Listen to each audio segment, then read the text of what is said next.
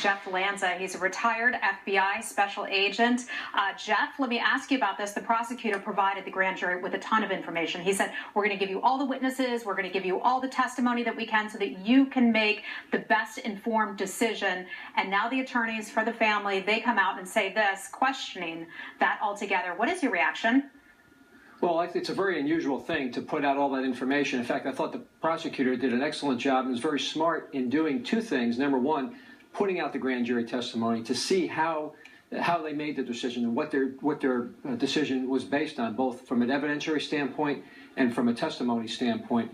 And then also, it wasn't a hand-holding session on the part of the prosecutor. Many times, grand juries, the prosecutor says, here's what we want you to do. In this particular case, the evidence was presented, the grand jury decided specifically based on that evidence. That's more like a trial, and I think the prosecutor was very smart in doing it that way. Well, to the family attorney's point, he claims that, there's a lot that we can't tell from the inflection of how questions were asked, how things were presented. He's basically implying that the prosecutor led the grand jury to its decision and that this process was unfair. What did you think of what he said?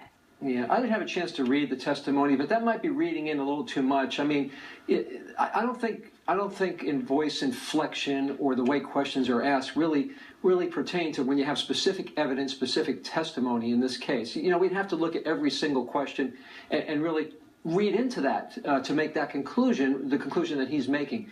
But I think evidence is evidence, testimony is testimony. One of the things that the family is now asking for, at least their attorneys were today, is the idea that a body camera be put on every police officer around the country. They say they want to call this Michael Brown's Law. Would that have, in part, have possibly solved part of the problem here in terms of folks didn't know what really happened until yesterday? Well, there's nothing like a video camera to document, what situations happened, what went down, basically, and for that purpose, it's a fantastic idea. But the other part about that law enforcement officers, might bring up is that they face situations, almost every day in this country. Law enforcement officers are around the country are faced in situations where they have to make a decision about using deadly force, and sometimes they have tragic consequences. Now, whether or not a camera plays into that, how they will make their decisions in everyday relationships with people, that could possibly have an effect on that as well. But the documentation factor certainly is true.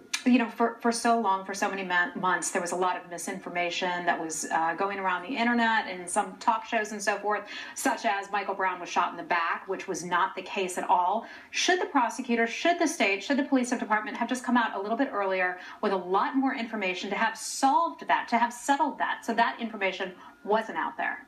Yeah, I think transparency is extremely important. And when you have, in today's day and age, when you have very high profile situations, there's going to be a lot of misinformation, and people tend to believe sometimes what they first heard. I think it's the job of any agency that's involved in disseminating information and communicating to make sure the rumors and innuendo are put to rest, and maybe that could have been done a little better in this case, but then we have to deal, of course, with grand jury and the secrecy rules regarding the grand jury. All right, and then we still have the Department of Justice that'll be pursuing 2 lines of investigation on this, so I want to have you back so we can ask you about that, because that's a whole nother issue going on. That's right. Jeff Lanza, thank you so much. I'm retired from the FBI.